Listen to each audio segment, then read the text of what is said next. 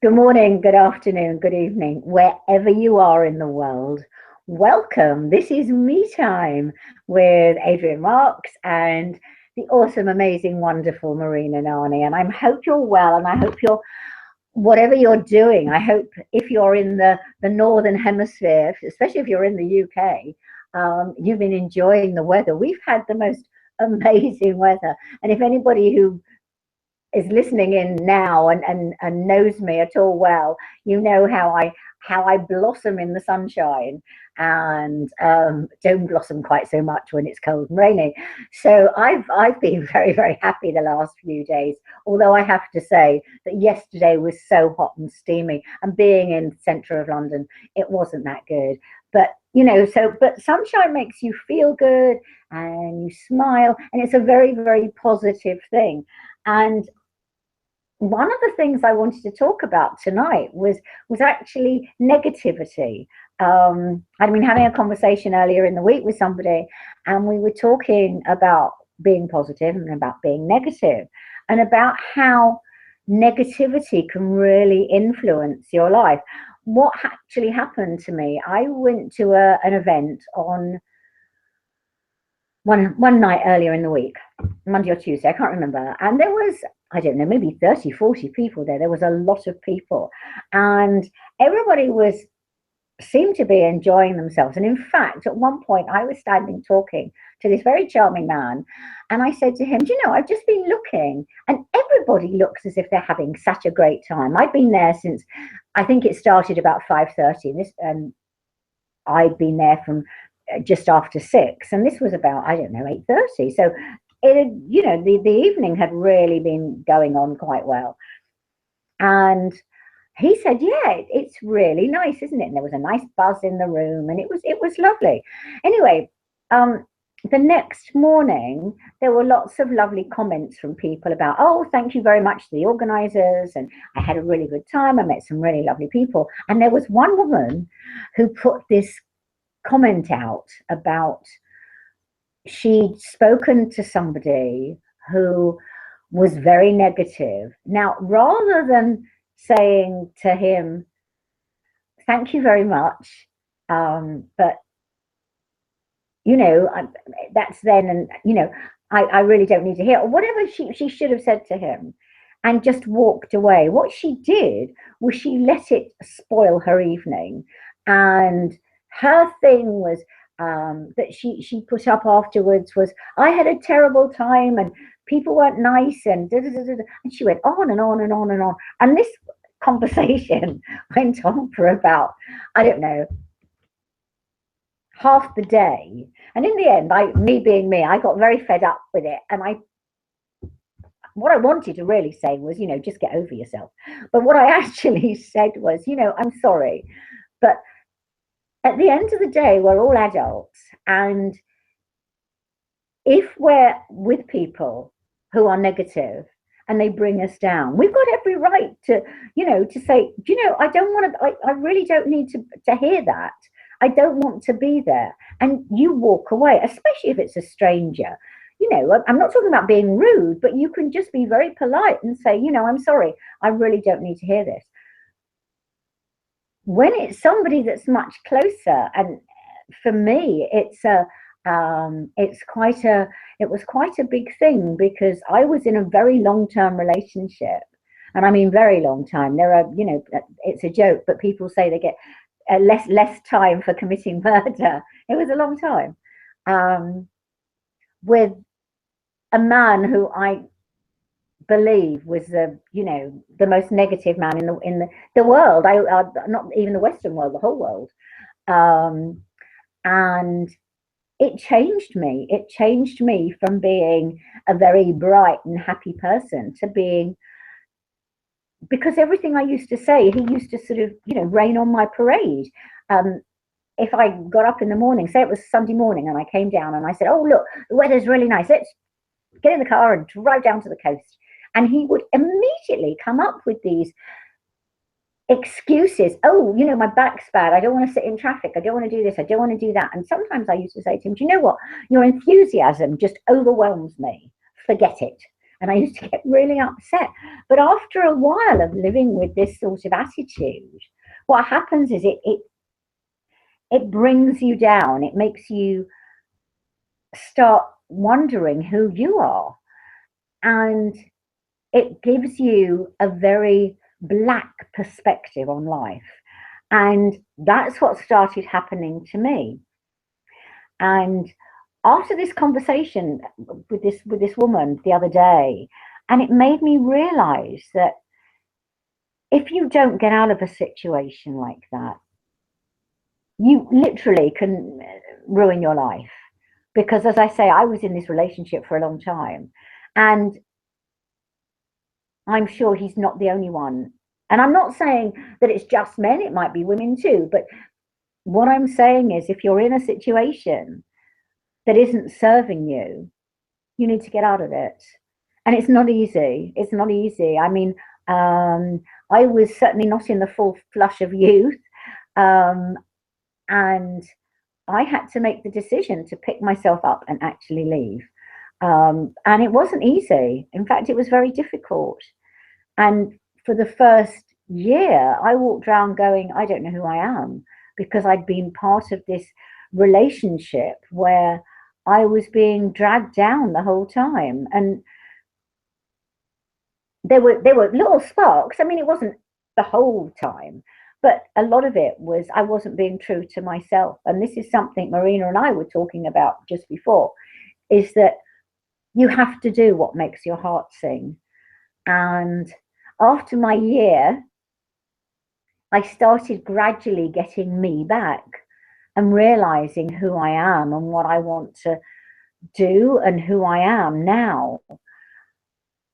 But it takes time. You can't just go from this dire relationship to being all sweetness and light. It doesn't work like that. And so you have to do what I always talk about is, little steps, baby steps. And you have to be really good to yourself. And that's very difficult because if you've been in a bad relationship, and it wasn't an abusive relationship, it was mentally abusive, it wasn't physically abusive. But if you're in that sort of relationship, when you come out of it, first of all, you can't trust anybody. You don't trust people at all. You're terrified of talking to people. It just gives you this very warped look at life. But I was so relieved to be out of it. And gradually, as I say, it's been 4 years now. I mean, not that long. But I've got out, and now I'm changing. And what I want to do, and I've said this so many times before, that I want to show people that it's better outside than it is in there. Because once you start learning to love yourself, once you put your hand up and you go, I'm not going to be a victim anymore, because at the end of the day, as cruel and as horrible as this sounds, we allow people to do that to us. I allowed that relationship to go on much longer than it should have gone on. I allowed that to happen because it was convenient, because of, there were all sorts of excuses that were going on in my head. And that's what we do. We allow people to walk all over us. We allow people to take advantage of us. But when you stand up and you say, I'm not going to do that anymore because I deserve better than this. I deserve a better relationship. I deserve love. I deserve everything in my life. I deserve a good life. And so I'm going to start listening to me. I'm going to start listening to my heart. And that can be scary, so scary, because trust me, stuff will come up and you have to let it come up, because I've said this before too. You don't need fixing. You're great the way you are. You're just awesome as you are. But you have to learn to love yourself, to love all of you, the bad bits and the good bits, because you're human. We're all human. And it's when you start loving yourself and saying, you know what? I'm okay. I'm enough. I can do this. when you start doing that, all sorts of miracles start happening in your life. And you go, oh my God, this is really so exciting. And good people will turn up in your life, and people who love and support you. And I actually said in my message to this woman the other day, I'm sad that she had a bad experience. I mean, it wasn't, obviously it wasn't my fault, but I am sad that she did.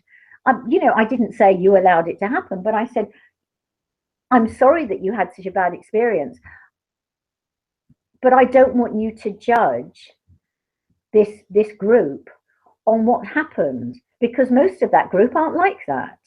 So please give us another chance. Come back and talk to us. And I sent her hugs. I mean, she hasn't replied. Of course she hasn't, because she'd rather be a victim, which is okay.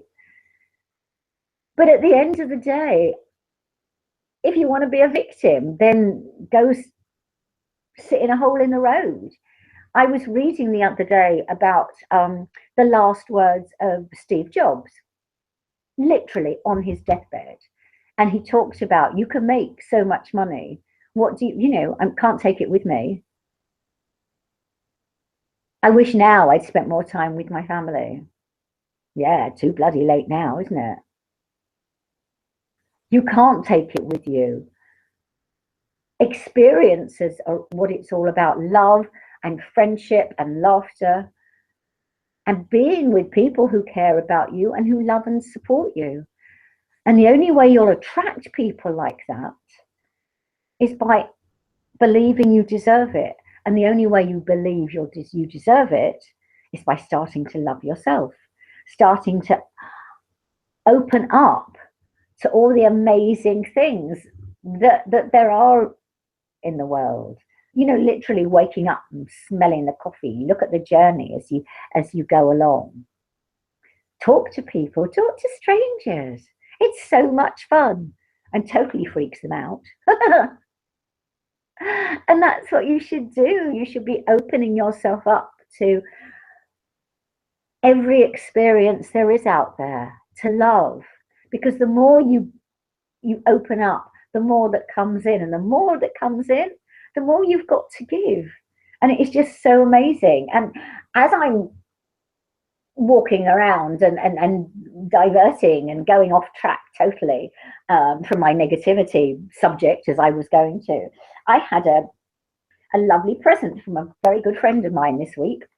And she's actually a Greek lady, but she lives in Cyprus. And I spent some time with her and her awesome husband in the spring. And we had a wonderful time. And they are just such a phenomenal couple. They're the sort of couple that when you meet them, they're just, and they're so in tune and in sync. And we were on the beach, and it was a beautiful, beautiful day. And he was fussing over her, but not in a sort of nasty way, but in a really lovely, because I love you sort of way. And it was just so nice. And I got treated like that as well, which was great. And at one point we were laying on these 3 sunbeds. I was in the middle, and the 3 of us were just talking, and it was just the most wonderful, amazing experience. Well, this lady, whose name is Despina, has written a book. And if anybody who knows me very well, I don't talk about marriages, I don't talk about relationships, I only talk about what I know about. And I talk about me time, which is what I know about and which is what I want to help you get. But Despina, I believe, having seen her marriage in action, knows she is the expert, and she's written a book called The Truth of Marriage. And it's a lovely book. It's one of those books that you can just dip into and read, and it's all about truth. It's all about love and just being where you need to be, just being the person you need to be. And she expresses it in sort of some lovely, very down to earth way. She talks about patience and passion and loyalty and honesty. And how there was one really good example that she gives about you've just got married, and there are two scenarios. You've just got married, you're very in love with your husband, and then you get a text message from an old boyfriend who says, "Oh, I'm so sorry, you know, I love you, blah blah blah blah blah." And there are two scenarios. The first one is you can say to your husband, "I'm really upset, but this is what's happened," and tell him and be honest. And he'll love you for your honesty. It's tough, but it's the best way to go about it. Or you can do the other thing, and that's really interesting. You know, you get this text message and you send him a reply and you say, "Please don't text me again because I'm married. I've just got married, blah, blah, blah." And then you're upset, and your husband comes home and he sees you're upset and he says, "What's the matter, darling?" And you say, "Nothing." And this man texts you again and you get more and more upset. So in the end, you decide that you're going to go and see him and say, "Stop calling me because I'm married and I love my husband." But what you don't realize is your husband's so worried about the fact that you seem to be so upset. He follows you and he sees you with another man. And when you turn around and tell him the truth at that point, it's too late. He says, "Why didn't you tell me?" So you can see how amazing that story is. Do you tell the truth, or do you tell a white lie just so you don't hurt somebody? In the end, I think you have to tell the truth. And it's very, very difficult, isn't it? Very difficult. But this is what she talks about. And as I say, I'm not an expert on marriage, far from it, you know, but I can tell you how to love yourself to find before you find the man, because then you'll find the man. Or the woman, obviously. But she tells you about marriage because she is, to my mind, the expert. Because as I say, I was there and I spent time with her and her husband. And she knows, you know, there are some people who have these awesome relationships and they just get it right.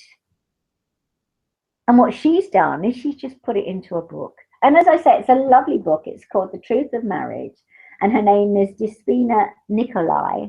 And you can find it on Amazon. And if you're looking about, you want some help with your marriage, or, you know, or your relationship, or you're thinking of getting married, yeah, that's a better one, then I suggest you read it, The Truth About Marriage. So, as I say, I am not an expert about marriage at all, but I am an expert in loving yourself, because that's how I work, that's how I help people, and that's how I manage to get out of my stuff, because it's the only way. It's the only way to do it, because you can't change anybody else. You can't rely on anybody else to help you. People can love and support you, but people have their own agenda. And if you're trying to change a situation, you can't ask people for help, because they're not in your shoes. They don't know. You have to do it yourself. You have to be brave and do it. And sometimes, like when I left my long-term partner, it wasn't easy. It's very difficult, very, very difficult when you make the decision.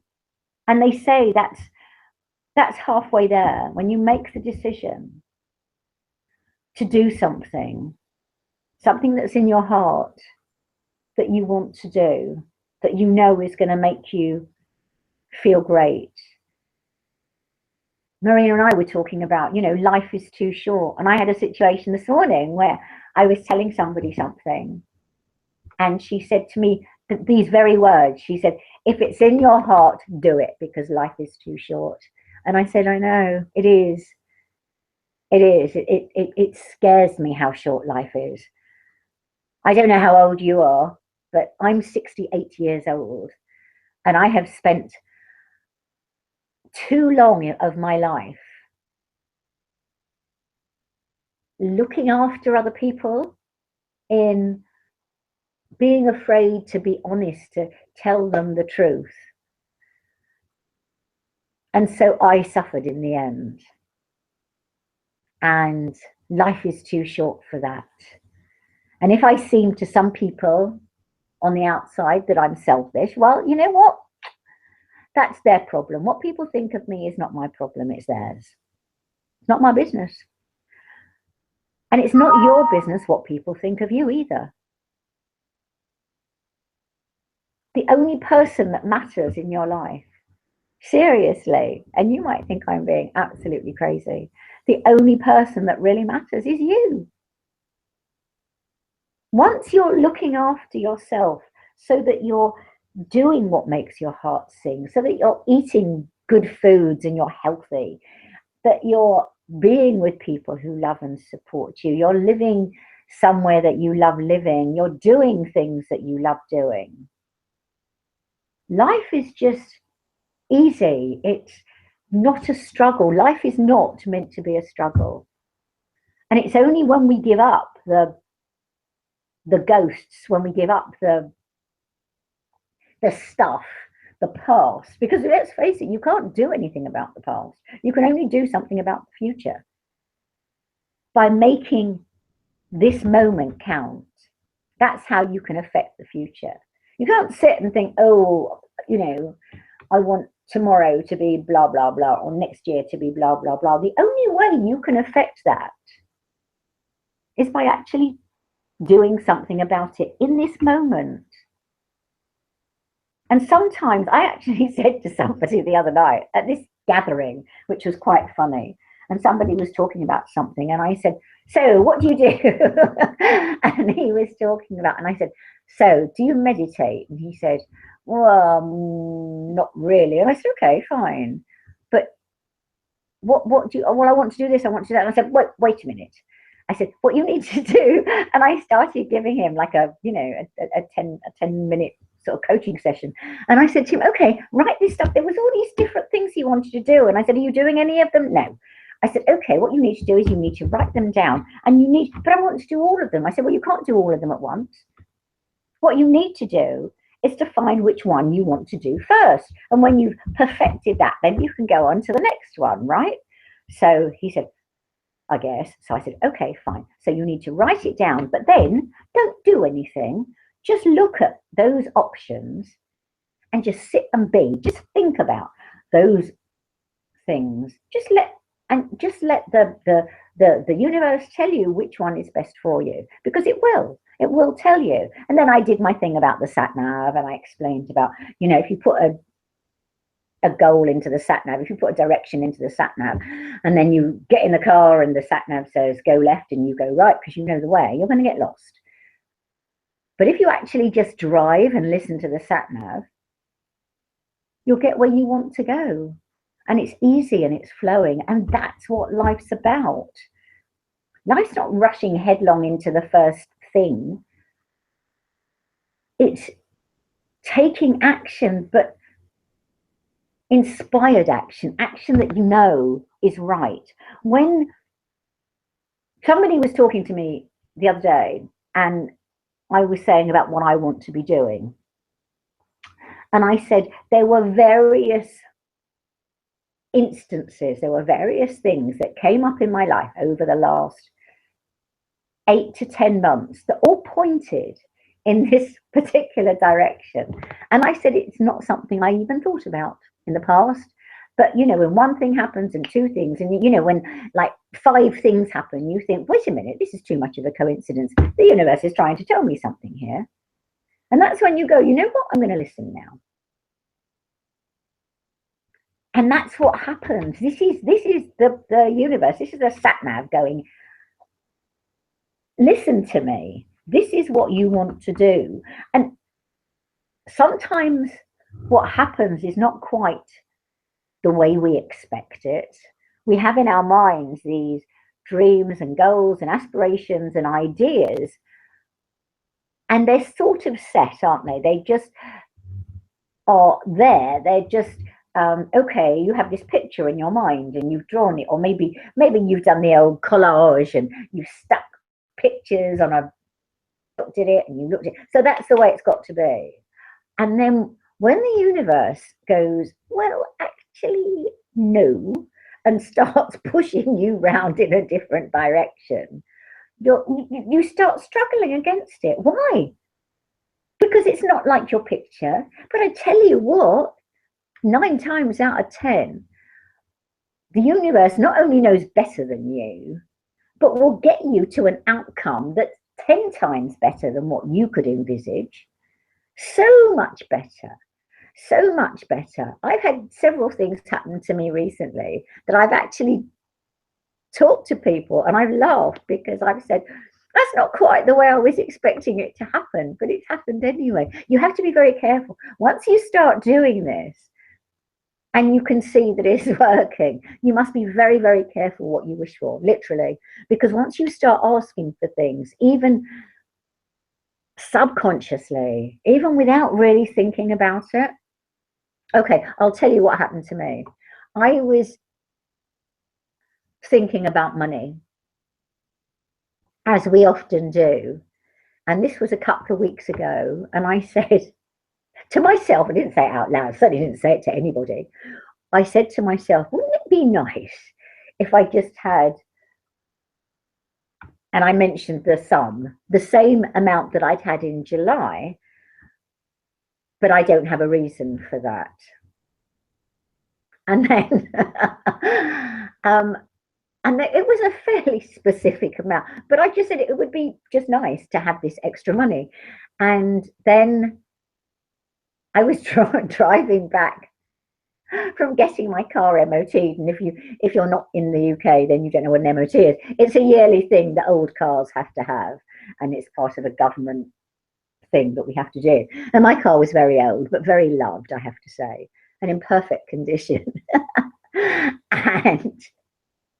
And I'm driving back from having this MOT, and I'd had a full service. I've never ever had a full service on it before, but I decided in 12 years, it deserved it. So I gave it a full service plus its MOT. So I'd spent over £200 on it.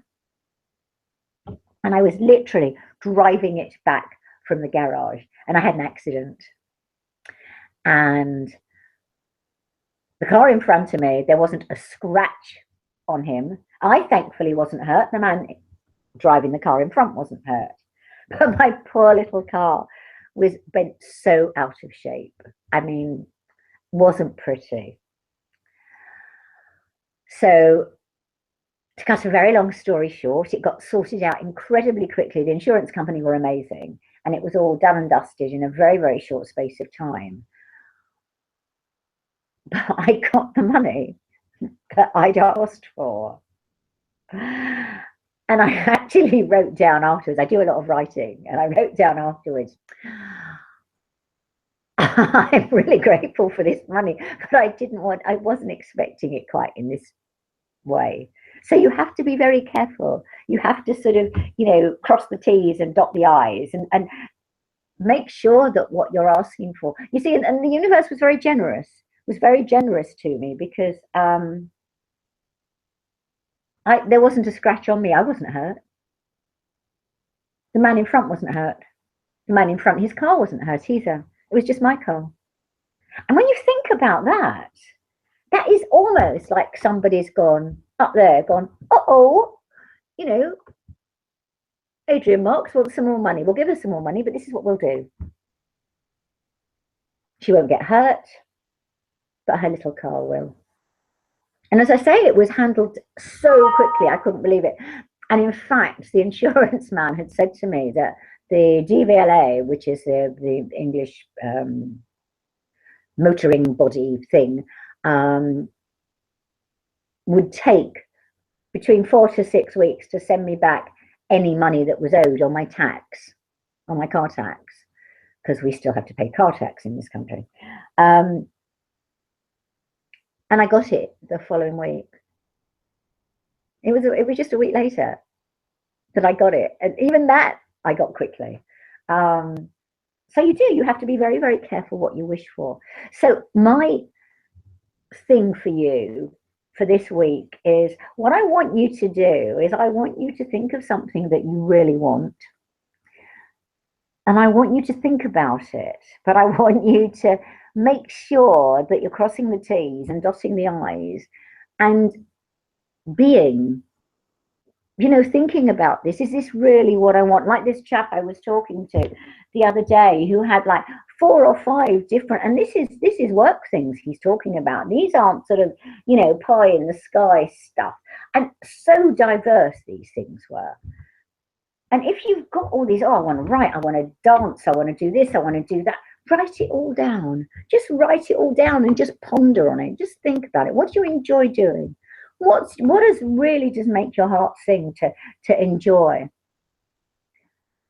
And when you work that out, and when you think about it and really, get into that sort of being and thinking about it, then you'll get all sorts of clues. The sat nav will go, ha ha, and we'll start pointing little arrows for you, and you'll go, oh, maybe I should do it this way, or maybe, oh, I know what, or somebody will turn up and they'll say, or you'll meet somebody, or you'll get a phone call, or somebody you're talking to will say, oh, I know this man who does blah blah, and he's looking for somebody who can do, and you're like, oh my god. And this is what happens. The synchronicity will astound you, because the universe, you're in tune with the universe is listening to you.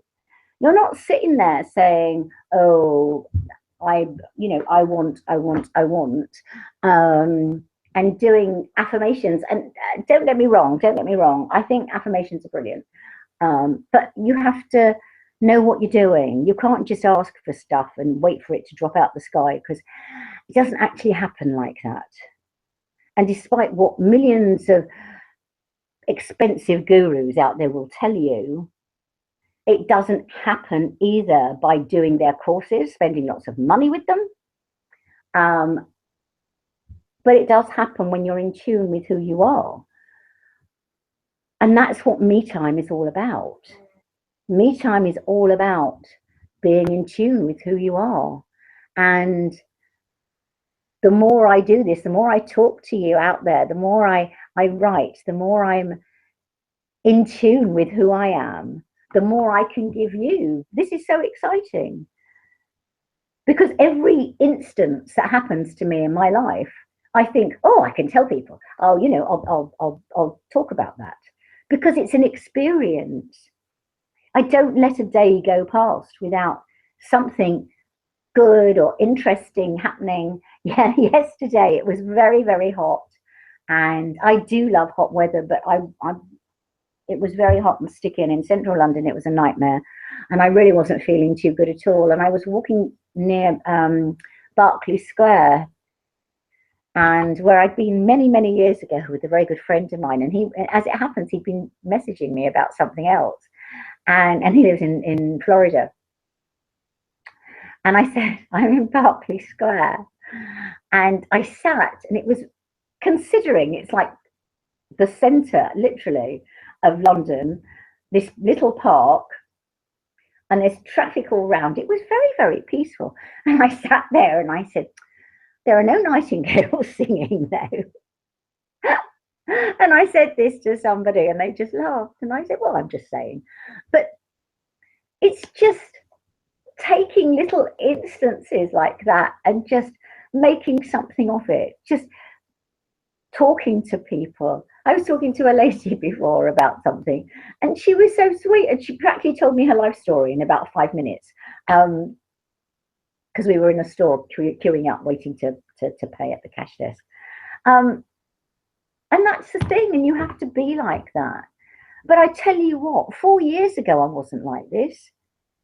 4 years ago, I was in a terrible, dark, dark place, because I'd allowed myself to be there for too long. And so what I want to say to you tonight is, please don't let it be too long. I mean, I don't know whether you're 21 or 91. Age doesn't matter. Age is just a number. I really do believe that. I'm 68. I don't look 68. I certainly don't feel 68, whatever that means. My mother was nearly 100 when she died, and so was my grandmother. And they both had the most amazing attitudes. My mother certainly had, certainly didn't come from they were working class people. My grandmother, in fact, had a better life than my mother did. My mother was she was virtually a servant, very, very working class lady, a very, very simple lady, but with a heart of gold, pure, pure, pure gold. Far better than I could ever hope to be. But she had this attitude that life was fun. And the older she got, the sillier she got. And that was amazing. That was incredible. And she appreciated so much. And I think that's what happens. And she had very little in her life. But she did. She appreciated so much. And I think that's what people have so much stuff these days. It's all material stuff, the better car and, oh my God, digressing totally. I was walking down towards Grosvenor Square yesterday, down North Audley Street, which is near Selfridges. And if you don't know London, it's a big department store. And I was walking down there and oh my God, the cars were to die for. Big Ferraris and Rolls Royces and Bentleys and girls in the most awesome, incredible clothes. And I was just like, wow, this is wonderful, because I hadn't been down there for years. And I had a really good time. I mean, I didn't actually sit at any of the cafes, but I was actually on my way somewhere. But I appreciated that wonderful abundance, if you like. And I think that's what you've got to do. You've got to appreciate it. Even if you haven't got it, you don't have to own it. That's the thing. People think that they get miserable because they can't buy the latest car or the latest gadget. It terrifies me. I hate it when I see people, taking pictures of stars or celebrities or whatever, and they're seeing events through the camera on their phone. Just put the bloody phone down and look. Just appreciate what's there. Because everybody sits playing on their phone or playing on some gadget without actually just looking, using your eyes and looking at the world and connecting with people. If you're in London or any big city, in fact, if you sit on any public transport, it's horrifying. All these people all playing with their laptops and smartphones and all the rest of it. I was on holiday in Paphos earlier in the year with some wonderful, wonderful friends, and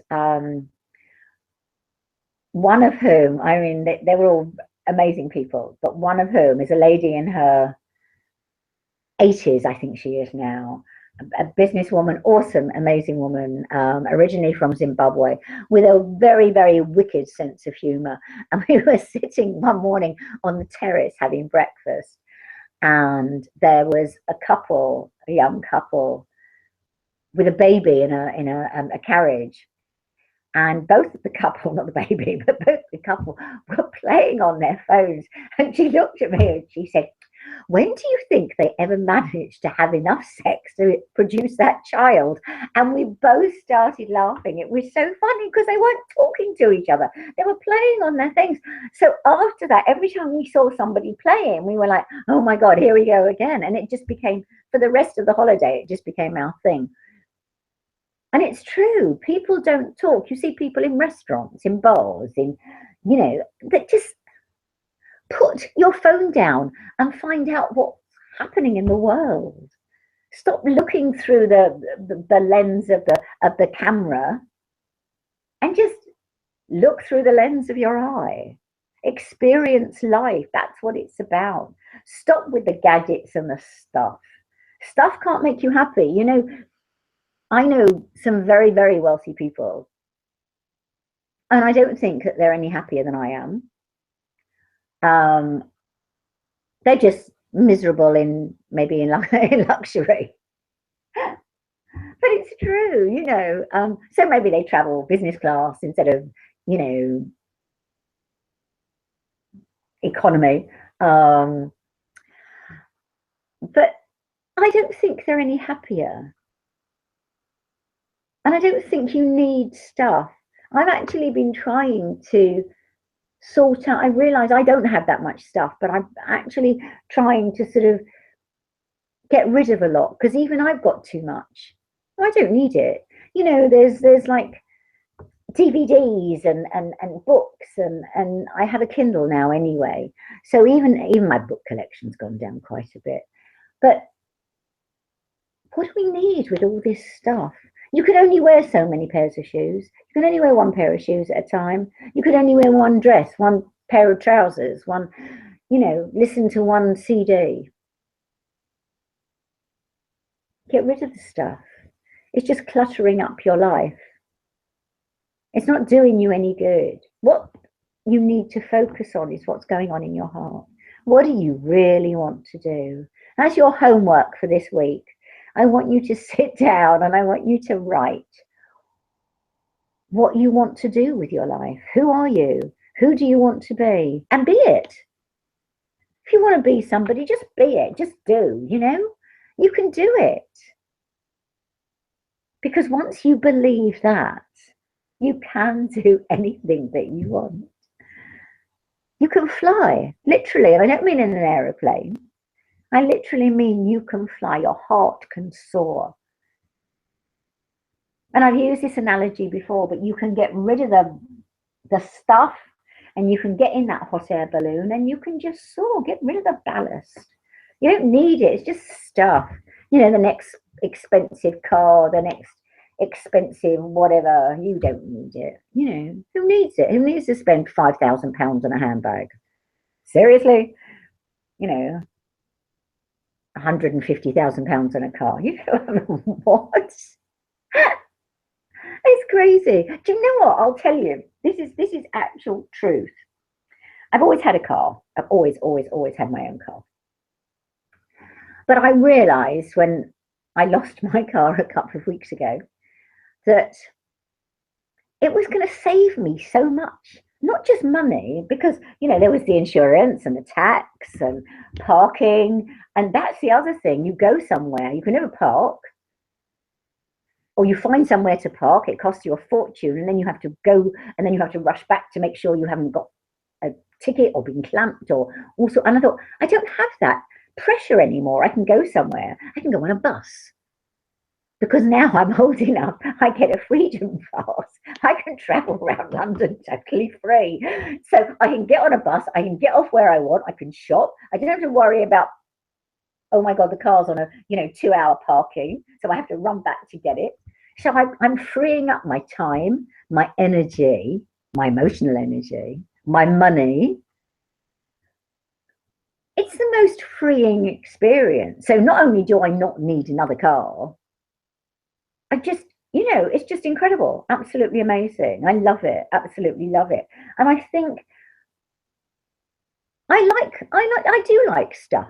I will, I'll be the first person to put my hand up and say, I love luxury. I always like luxury. And sometimes I've been able to afford it as well, which has been wonderful. When I've been upgraded on a plane, oh my God, how wonderful is that? It's the only way to travel. But unfortunately, I can't afford first class, which is about £4,000 to go across the Atlantic. So at the moment, I can't afford it. One day maybe, but at the moment I can't. But I enjoy what I do. For me, any holiday for me starts the minute I get in the cab to go to the airport or the station or wherever. That for me is the excitement. And I always used to say to my ex-partner, you say, oh, you're like a child. And what's wrong with that? Children have got so much excitement inside them. They don't have this sort of filter that adults have. You know, you're not, you know, I don't like you because you're the wrong color, or I don't like you because you know, you don't do what I think you should do, or whatever it is. We filter people out. You don't look right, and you don't do this, and you don't have the right religion, or whatever it is, and we filter people out. Kids don't do that. You know, they've got a best friend,